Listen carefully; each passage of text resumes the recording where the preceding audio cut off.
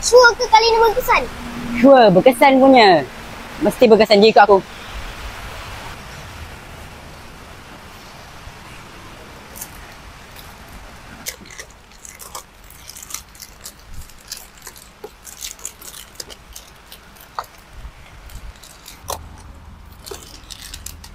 Alah cik ni, kita puasa lah. Macam tak biasa pula. Acik tengok je kan? Tak boleh ke? Kira cik. 1, 2, 3, 4, 5. RM5. RM5. Nah.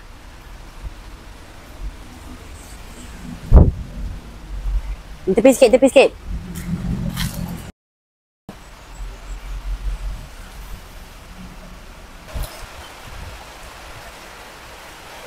Relax dah cik. Ini bukan plastik hitam.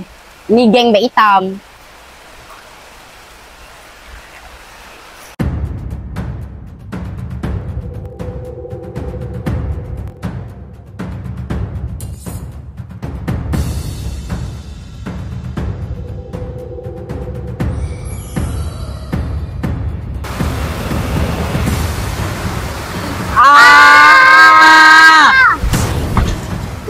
Akhirnya sampai ke rumah juga.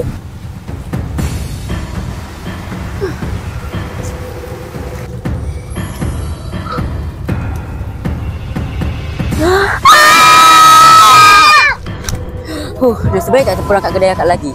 Aku nak tunjuk kau satu kedai laksa yang best. Jom ikut aku.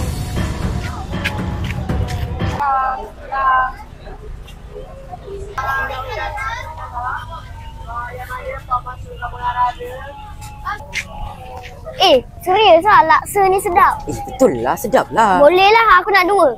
Aku pun 2. Acik. Ya? Kenapa nak apa?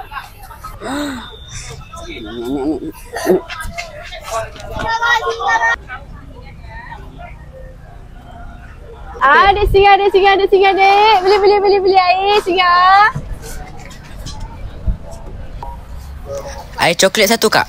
Ya dik, ni aku dah siapkan awal-awal dah untuk adik. Adik nak pasti tak? Pakai beg ni boleh kak? Baik tau.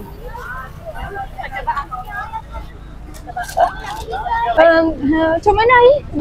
Alhamdulillah okey, alhamdulillah. Jalan yang laku air coklat, vanilla blue, mojito ni refresh. Bagus, alhamdulillah.